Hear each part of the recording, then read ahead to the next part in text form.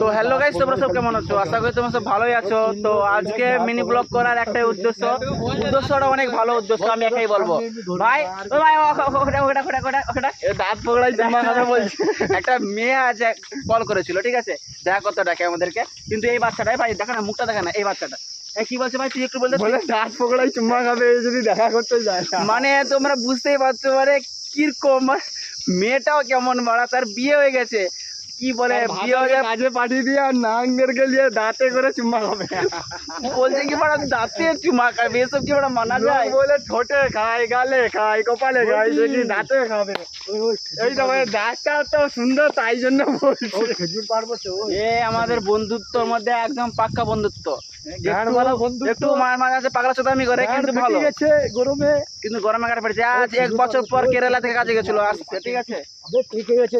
এসে পাগলা চোদামি করা শুরু করে দিছে, ঠিক আছে।